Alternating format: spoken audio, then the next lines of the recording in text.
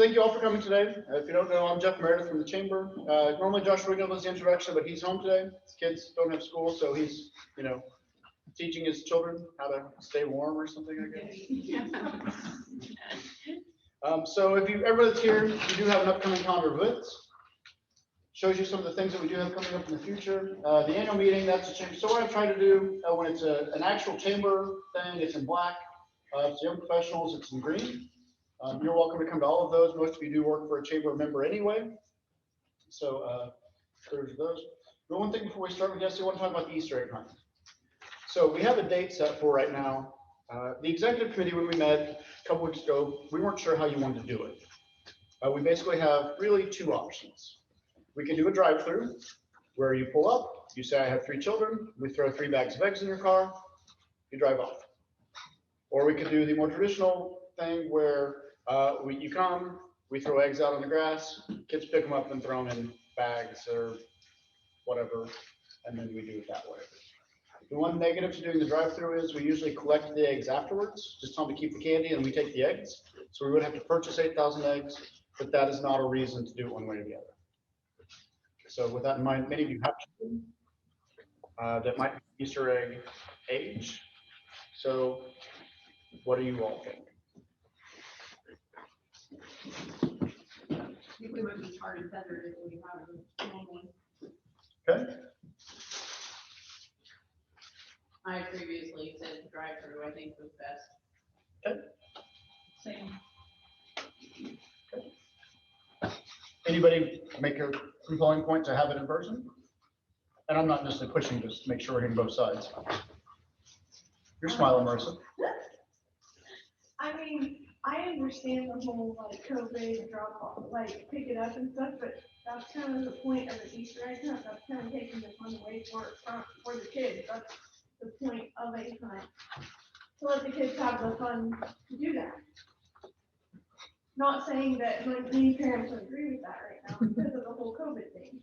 Will soccer be going on? We played in the fall. No, I mean, will soccer, like, where the field be open? Oh, don't know. Maybe. Just thinking you could spread it out more on the soccer fields. Instead of doing it up here. And there's so much parking down there and here, compared to the football game, and there'd be different fields. I'd have to ask why. I would think so. Or I would think that they might be open. So I don't know when they I start don't that. think the Y will have started the spring soccer yet on March 27th. It'd probably be soon after, but I don't think they will have begun it yet. I mean, because it could kind of be like today, math, kind of little ones, but, Sure. I would be okay with either way. I mean, my kids are in school daycare every day, so. They're around other kids anyway, so. Sure. And I mean, we could say masks are required, but the kids aren't going to wear them, and most parents aren't either. That's true. So you could say whatever, and we're not going to. Anyway. Brett, I don't think you have kids. No. What you still have input, then I think you're perhaps input. Yes. Yep. I don't think that if I was a kid, that the straight drop off sounds very fun. It sounds like low engagement. It's outside, There's you're naturally kind of distant socially. And what is it, in March, you're thinking about doing it? Well, when I look, kids are already playing indoor sports, and in the fall and spring, they will play outdoor sports.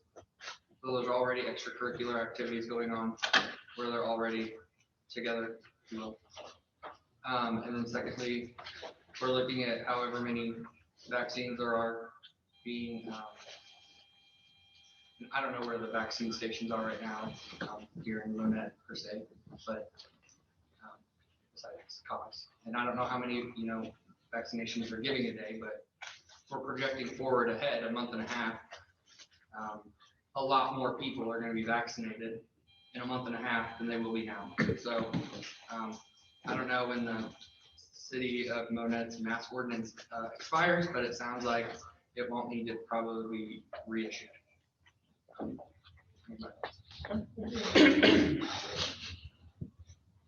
Any other input, Reagan? I think the mask ordinance goes through the end of the month, doesn't it? It is, they extended it. You have kids, would you bring your kids? No. No? I think that's part of it too. Sorry, I'm Emily Marion. But I have a 2-year-old and she goes to daycare now. I think if, you say masks are required, I would suggest if required is kind of loose anymore. But, really parents are going to self-select for themselves. I agree that a drive-through kind of takes away the fun of the whole Easter egg hunt. It's not really a hunt anymore. And then how do you plan for that necessarily for people driving through? Because you might actually get more people driving through than what you would normally have gotten, or vice versa. So that would be kind of difficult to plan for. But kids are already around kids. It's going to be outside, so why not have a fun day? I think I wouldn't not bring them because of COVID, they're just beyond that. Oh, okay. See, Yeah, I'm sorry I didn't finish that sentence, but, what if you offer both? So then you can cater to those that will or will not want to drive through, assuming that those that want to participate will. And there will be very few that want to drive through, but if you set aside 100 eggs, and if no one shows up at a certain point, and you just throw them out in the yard for the other 2-year-olds that, can't find eggs otherwise, it wouldn't go to waste. Thanks for the input. What I'll probably do, I'll get an email out to young professionals, because this is a small sampling. Just kind of get, general consensus, but they are, so I don't want to take too much of this time. I like that idea. Doing 2 might be difficult, but we've got a couple months.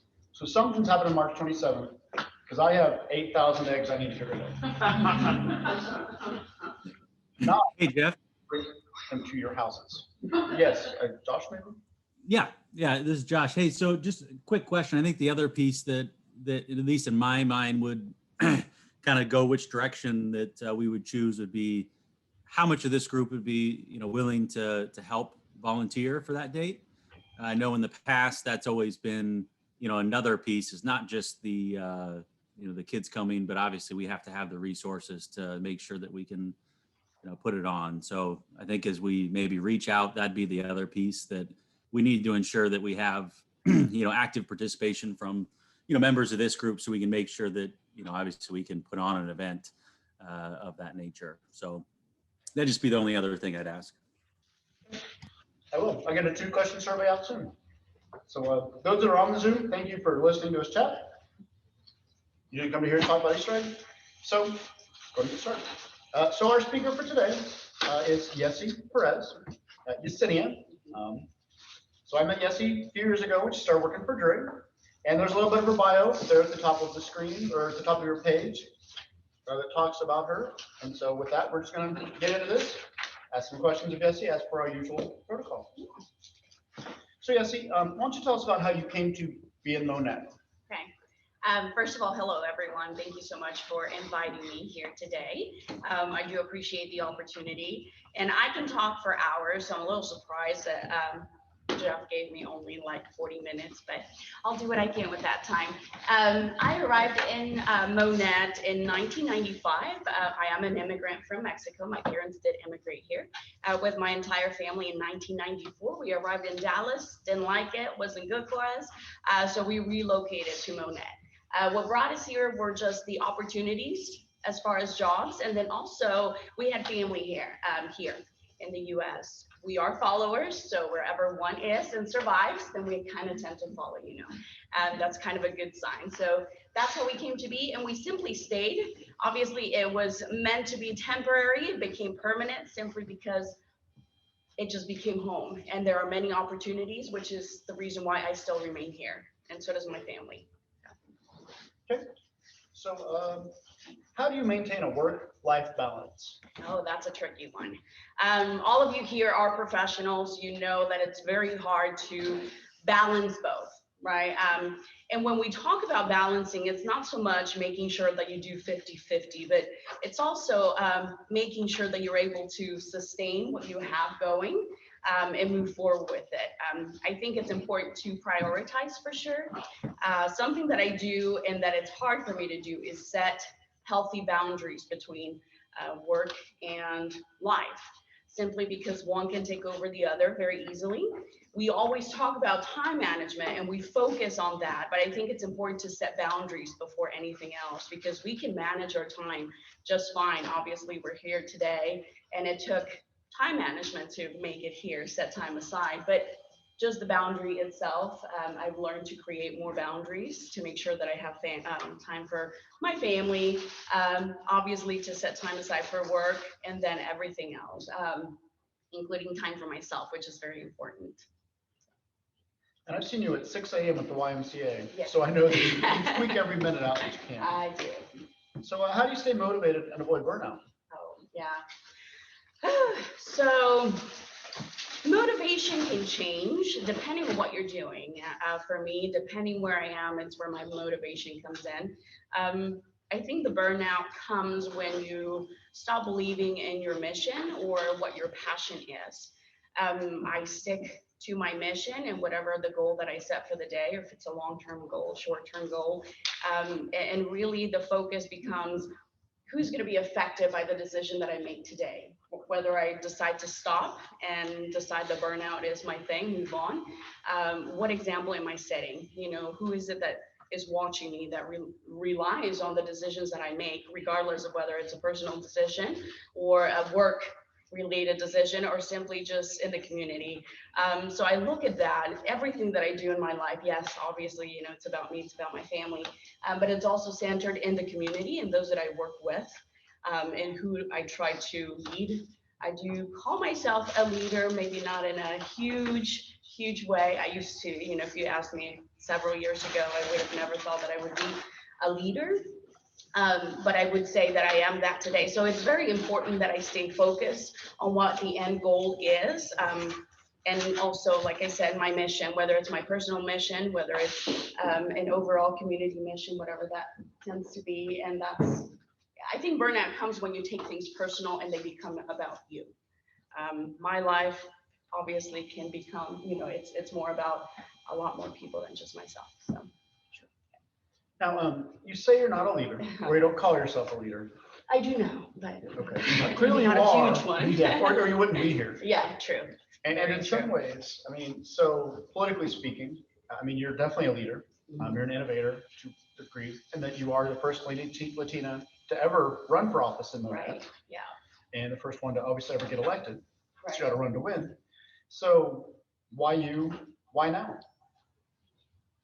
I think there's a time for everything. I think we're, you know, and I'll speak about myself. I don't like to do that, but I think life teaches you many lessons, right?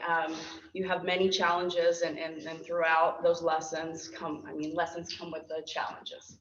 I think I've had many challenges in my life, which taught me valuable lessons.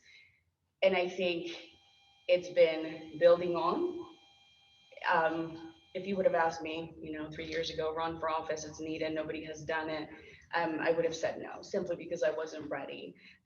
It's not about what I can do, it's about who's being affected. And if I don't feel like I'm at the capacity that I need to be at that moment, then I'm going to say no, and move, you know, aside. But at the time that the opportunity came to be, I was in, I guess they caught me off guard. It was the right time. It needed to happen. And was I ready? Probably not, but it was much bigger than me. I want to make sure that people in the community who are watching can see that all it takes is that first step. And it's more about opening the door to different pathways. I'm not saying that I'm going to be the one leading it, but if it takes for me to open that door and put my foot in for others to walk in, then that's what I'll do. My passion is education, so obviously the Monett school board was the place to be.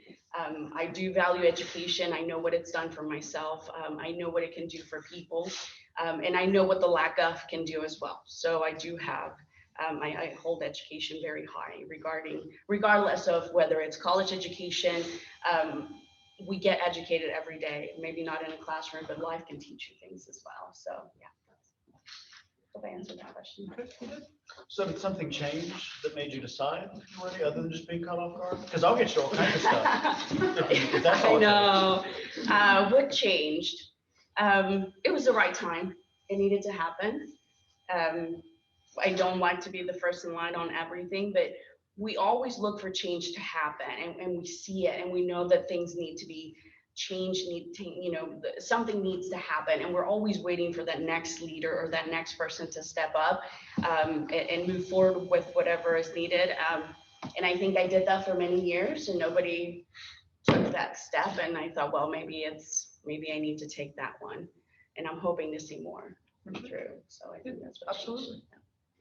So how do you manage your time, prioritize your tasks? Prioritizing, obviously, making sure that anything I start, I finish. It's hard to set priorities when everything is a priority in your life, right? Everything, family. That's why I say boundaries are important. When you set boundaries, when you put boundaries in place, you have time for everything. I had a quote written down somewhere that talks about, we talk about being so busy and having so many things to do, and we look at our life and it's organized, and it's set the way we want it to be, but we want to do more things. And we say, well, I just don't have the time. But then I see this quote that talks about, you have the same 24 hours that Albert Einstein had, and look at all the things that he did. So it's about prioritizing what needs to be taken care of today, right now. And if you need to move things aside for a minute later so that others can take priority, then you do just that. So how do you deal with bad people? Oh, well, I had an issue with that question. Like bad people in the workplace or just in general? They're vague on purpose. Vague on purpose. Okay. Okay. So I always give people the benefit of the doubt, of why they are the way that they are. I do try. Obviously, when I first, and let me back up just a little bit. My first language is Spanish. And so the first thing that I learned to do here when I came to the US was not to learn how to speak English, but to learn how to read people, right? Because that's all I could read. That's what I understood. People's facial expressions, their tone of voice, just everything about them. So I learned how to do that very quickly. And so I do that with people in general. Your attitude can tell me one thing, but if I read into you and I know that there's something more going on, then just listening. Listening is very important. The other thing too is accepting that you cannot change everyone. People are who they are. It's about accepting who they are and adjusting to what comes with them. If you don't think that that's something that you can tolerate or you can accept or adjust to, then you move on. You don't get stuck with them trying to make them better, because it's not going to happen. People have to change because they want to. I don't think there's bad people. I think it's just people that have gone through bad situations, and they just haven't learned whatever lesson they needed to learn with the challenge that they had. I think we all have things that happen in our life that can make us horrible people, but that's a choice that we make. And so I always give everyone the benefit of the doubt of, maybe you could be better. Maybe you haven't had the opportunity. I give them the opportunity. If they don't take it, then I move on to the next person who does. So again, there's no bad people. Well, I mean, but that's a very positive outlook to have. yeah. So what type of culture do you create and manage? Whether that's at work, whether that's in your life, and I don't necessarily mean within a culture. Right. Work culture. So I'll give you my my place of work, for example. We have a very trusting relationship because we spend so much time with the people that we work with. They become more than just coworkers, colleagues. They become your family. If you look at your family, you're going to trust those in your family who are very transparent. You know who they are, how they are, and who they're going to be, right? You don't have to like everything about them, but you accept it and you move forward. But you also know that in a bad situation, they're going to be right there with you. In a good situation, they're going to be right there with you, cheering you on. I think it's important to have the same thing at work. I think it's important to have a trusting relationship with everyone that you work with. Someone that you feel comfortable with coming in the morning and just being able to vent. about how your day was, about how wonderful your husband is at times, about you, about, your children and, how perfect they are and all of that. Yeah. Being able to go in there and talk about those things, or even about the fact that, the job hasn't been what it has been in the last few days, the last few years, but be comfortable talking about those things with your coworkers without the feeling of being judged, of being looked at like you're weak. Oh my gosh, you can't handle it. Or knowing that they're not going to go to the next, the other colleague and say, oh my gosh, you should have heard what she said this morning or he said this morning. Knowing that you have that much trust in a person in your workplace is very important. I'm not saying we have the perfect relationship always. Well, the relationship is perfect. The days, situations may differ at times. We agree to disagree all the time, but we know that we have the best interest of not just each other, but also, our mission. Who are we there to serve? And then we move forward. Yes, we have our huddle every day, 30 minutes, an hour, depending on what the need is. And then, we go on as usual, but knowing that you're going to work in an environment where people are going to listen, people care about you, about what you do, people are going to have your back. Even when you're not right, they're going to have your back and then come behind closed doors and say, what the heck are you doing today? What did you just do? But knowing, that once again, the interest is there. I mean, yes, it's for your best interest. Sorry, I tend to think in Spanish at times. I can speak to you in Spanish as well. Cristobal will understand. Well, there's a couple of those here. And there's people on Zoom, I think that would too. Yeah, but I think it's important to have a very trusting relationship, very transparent, good communication for sure.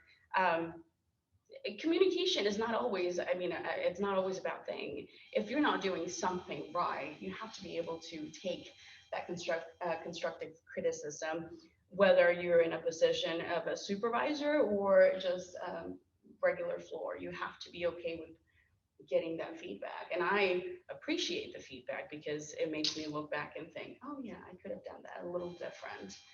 We tend to be tunnel vision when it comes to analyzing ourselves and what we do. So getting the perspective from other people and their honest and genuine feedback is like, oh, nobody has said that to me before. I guess I'll take it. Okay. So yeah, So you talk about trust a lot, so obviously that's important to you. very important. Is that something that you think can be gotten back once it's gone, or is that person just effectively dead to you and then they become one of those bad experience people? Depends. It depends on the situation. I think we can make mistakes, genuinely make mistakes that have consequences that are unintended. You have to be able to accept the consequences and move forward. But I think everyone has an opportunity to get a second chance, especially if you're considering, if you consider your coworkers family or just people in general family. I put myself in that person's position all the time because I can be that person that really screws up something and would really want a second chance because I didn't think it through or, didn't think that there would be consequences. So yes, I do believe in second chances. Trust is important. It can be lost forever, but I'm still going to talk to you. I'm just not going to be able to confide in you. I'm not going to hate you and ban you from my life. That's not who I am. That's not who you should be. I'm not telling you who to be, y'all. That's just who I am. Okay, so as someone who, 2 years ago ran for office, was that when you got on the school board? Any advice to someone who might be interested in seeking political aspirations, whether it's, local or beyond? Local or beyond, or I don't know about beyond, but focus on, I would say, okay, let me think about it a little bit because I want to make sure that you guys get my feel. I think it's important to really have a vision of what you're wanting. What is the outcome? What do you want the outcome to be, right? We know we can't change things just because we're there. Obviously, change doesn't happen overnight. But what is it that we're wanting to start off or to create? I think it's important to have a vision, a clear vision of what we're wanting, and then also plan the path that you're wanting to take, and then be okay with whether or not things go the way that you intended and the way that you envisioned them. And if they didn't, looking back and kind of straighten them up. But knowing that those who are affected by the decisions that you make are many, and can have a great impact. And yeah, it's tough. Yeah. Don't run just because you want to be in it. No, it's always, it has to be bigger than you. And when you're wanting to take out from that, it's who you're wanting to make a change for, who you're wanting to benefit and to improve the life of, or the future, or whatever that might be. So is there things you've learned while being on the school board that might be valuable for all of us? And I don't want to mean specifics. Really, it's just about leadership, good leadership, and thinking outside the box, and realizing the importance that your decisions have and the impact that it has on the school district. I mean, I could not think of what that would be, in a bigger level, but yeah, it's important to do your homework and to take it serious, to set time aside. Just because you're volunteering doesn't mean you volunteer and you do when you can. Make sure that you have the time to dedicate it, the same that you would a paid position, the same that you would your family. It has the same amount of importance in your life as anything else, I think. Okay. Is there anything you'd like to share with us that we've not talked about? Because I mean, I went through the questions long ago, and I know, structure. I'm used to just talking and talking. Share away. I know you're all professionals here. A lot of you have a lot more experience in life than I do. But I will say this: I could not have done what I have done. And listen, my rap sheet is tiny compared to some of you here. But mentoring, I have good mentors in my life. The things that I've learned have not come from me and me alone thinking that I'm smart and I just captivate everything that's thrown my way. It's about having good people in my life, good mentors, and relying on whatever advice they give me. Listen, I've had good leaders in my life. I've had horrible leaders in my life, but they've all taught me something. And no, even the bad leaders can be really bad. And I gave them the benefit of the doubt, and still were bad. But they all taught me something, whether it was how not to be a leader, how not to lead, or resilient, whatever that was. I learned from other people. I have good mentors in my life. One of them is watching me right now. And I've had, good examples all throughout my life. My parents, they're resilient. I think I've learned my resilience from them. You never give up. I made it this far without crying. They took the opportunities that were given to them, and they did what they could with what they had in order to improve mine. Whew. Now it's my turn to take the opportunities that are given to me in order to not just improve the lives of my children, but the lives of my community, which includes my parents. And not many people can say that, but I think I'm doing that, and I'm not doing it alone. Don't think that. And also, I want to speak to people, and I'm looking at many of you right now, great leaders in the community that can partner with me to continue to grow. What my passion is. My passion is, and you read it in here. And it took me a little bit of time to put that together because I do want to educate the community. And yes, I am Hispanic, I'm from Mexico, but my focus is not just them, but that's just where the greatest need is. I know what education can do for people, and like I said, I know what the lack of can do as well. My parents would have done great things if they had the opportunities that I had. I get my brands from them, right? My resilience and everything that comes with me all comes from them. So I do believe that there's power in education. Everyone has that opportunity, but it has to come from somewhere. So I do believe that we can educate people, and I don't mean educate as in they're illiterate, but really helping them become part of more, making them feel more like part of the community through education, through providing them with guidance. Culturally speaking, why we do the things that we do on the Anglo side and the Hispanics may not understand, and vice versa. Just becoming more united, and really looking at the aspect of what what we can all do as a community. We're not a divided community, we're a united community. Together we can do more.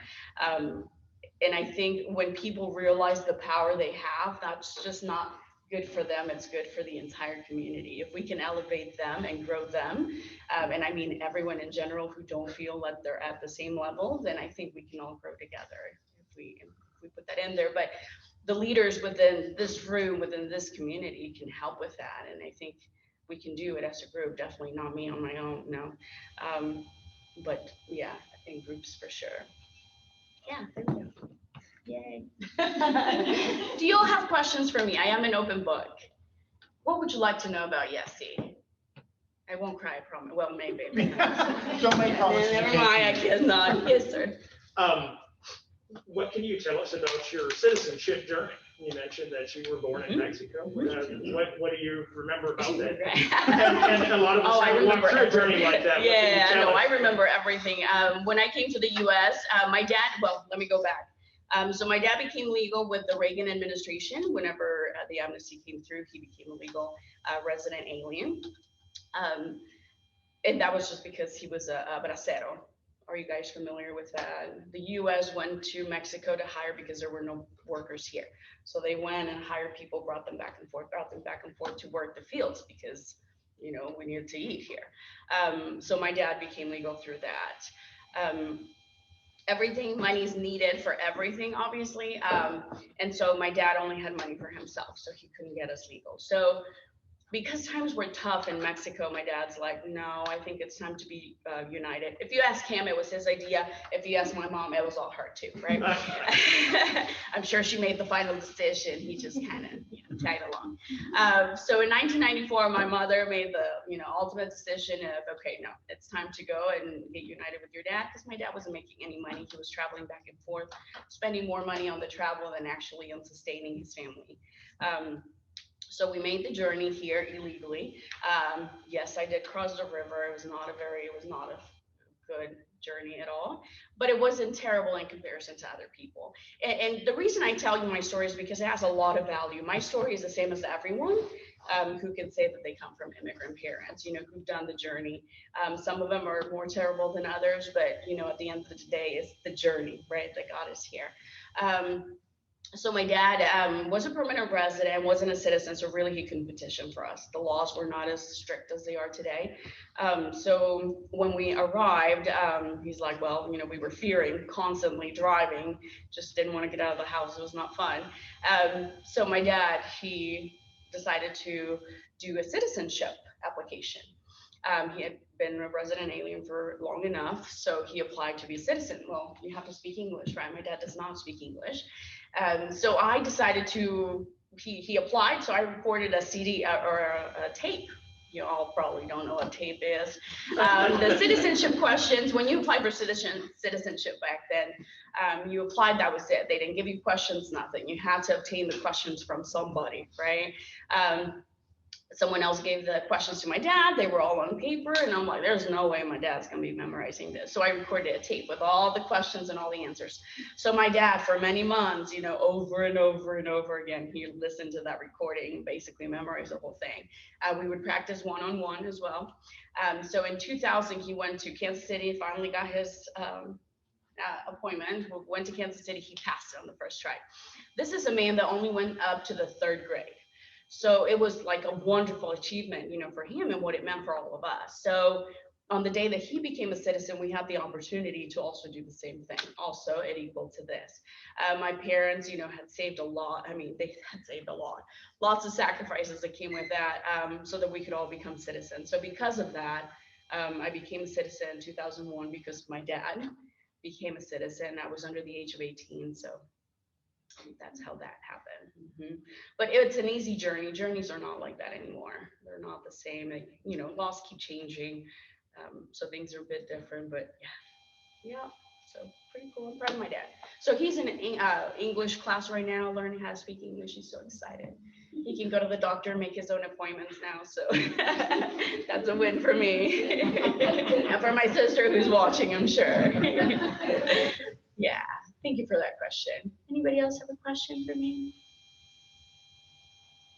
You were talking about when you went for office that you plan a path or a vision, and so I would have to imagine that 2020 can really fit in that plan, and so how do you pivot successfully and still provide that level of leadership that the community needs? I know, right?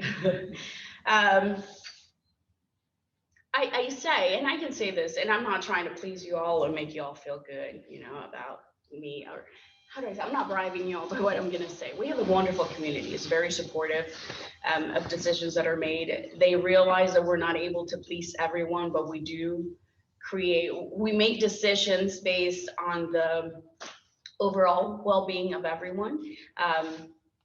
We deal with the consequences as they come. And I know when that vision hits you, obviously I'm new on the board, so I follow their leadership. But we have a great board and they've been there for many years. And the other day I told them I can read people really well. So they're like, ooh, you read me?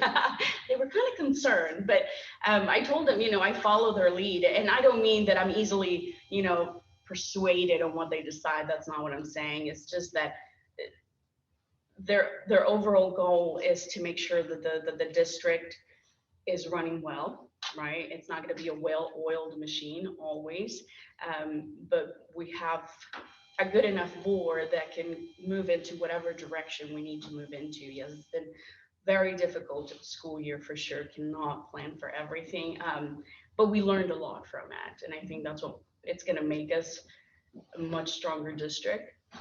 On a personal level, a much stronger leader. If you are in a position of leadership and you go through what we did, if you can overcome that, you can overcome pretty much everything. So I'm not challenging you, God. But yeah, it was challenging for sure. But yeah, does that answer your question? Somewhat, yeah. And it's something that I wrote down on my notes because I did make mental notes, is you have to be adaptable to change. Things are not always going to go the way you plan them. You have to be okay with the change. Take it as a new opportunity to grow. Challenges grow you, right? Whether it's at work, whether it's at home, whatever the challenge may look like.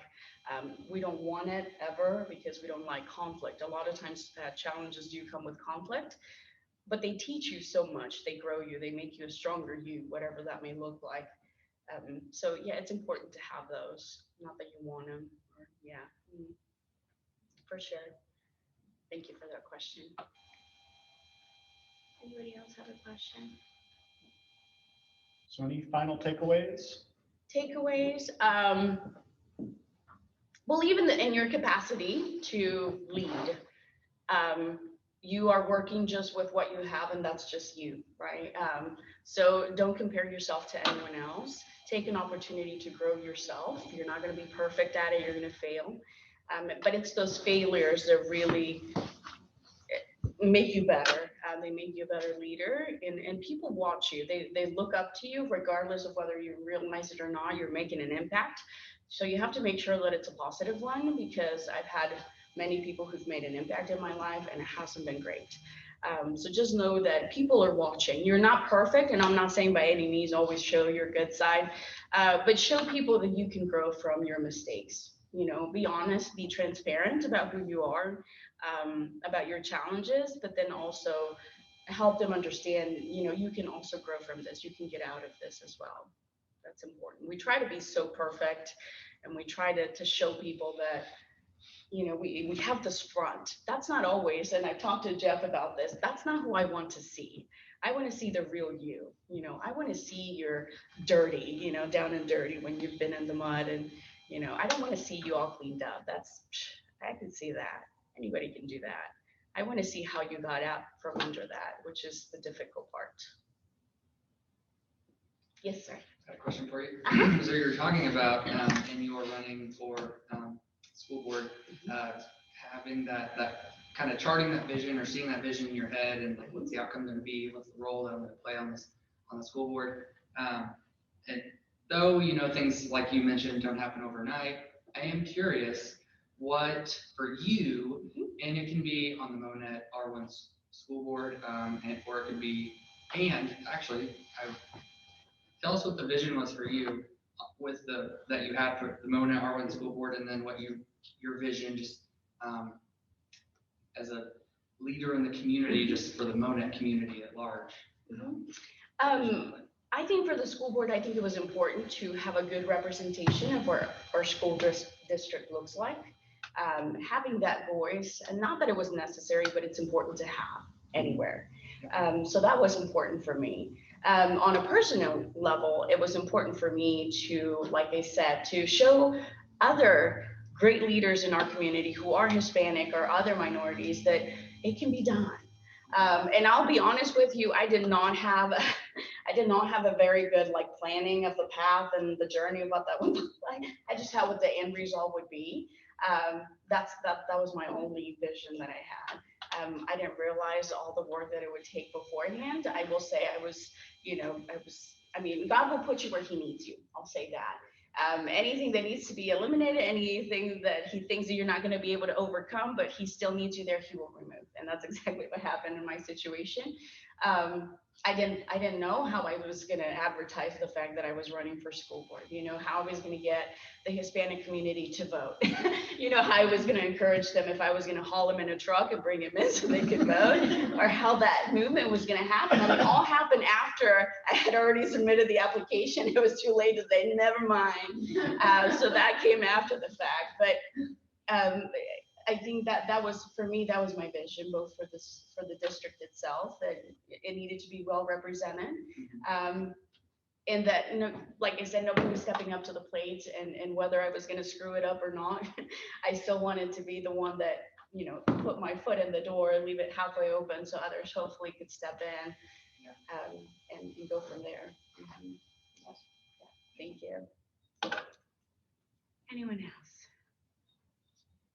Yes. Is camp the new name of Somos? It is. It is. Okay, I was wondering about that. Yeah.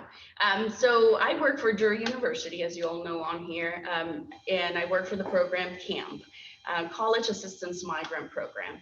And the name Somos came from when we initially applied for the grant. We thought it was just for immigrant people, right? In our community, there's a lot of Hispanics.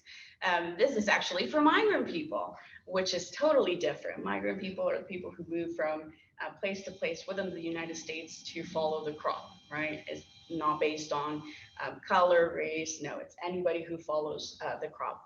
So it's funded under the migrant education program under the Department of Education. So DESE, and then Monett, and then our program. And we help students with the first year of college education. We provide them with a lot of support, which is necessary. All of our students are first generation, meaning no one in their family has graduated from college. So they're not familiar with all the language, things that come with getting a college education. So we provide a first year experience through this program, which is recently applied. $2.3 million, and we find out in June if we get it again, so that we can continue to serve the community again. And for those of you who know me, I always talk about, I don't want my vision to be your vision, but I said, listen, there's so many opportunities in town, and even though Jeff and I might, butt heads on that one, but I do believe there's opportunity here to grow our community, and there's so much potential within the community members. There's so many just hiding under the rocks waiting to be uncovered, and I hope that happens soon for sure. Any other questions? Okay, well, thank you, Yesi, Thank for speaking you. today. Thank you for everyone that came, and for those that are watching on the Zoom. Again, you'll be checking your email. We'll get an email out with just a couple questions about the Easter egg hunt, kind of what your options are. And I see it as basically we do it here as a drive-through, or we do outdoor at the soccer fields. Does those seem kind of like the options I'm presenting? Because doing it outdoors here is there's maybe not enough space. Sorry? It's always so crazy back here, people can't find parking and all that, because we've got no room around, and won't feel as traffic. And that's probably better too, just for the future, and I guess we'll deal with lack of restrooms and stuff that morning, but there is one I can get a key for wherever, so if we decide to go that way. And then, anyway, so either way we go, we're gonna need some volunteers from you in the room, from you on the Zoom. If we do a drive-through, then it's gonna be throwing eggs in bags. In advance, we're not doing that on the spot. And again, 8,000 eggs are going away this year, one way or the other. So thank you all. Again, thank you, Yesi. Thank you all so much for the time.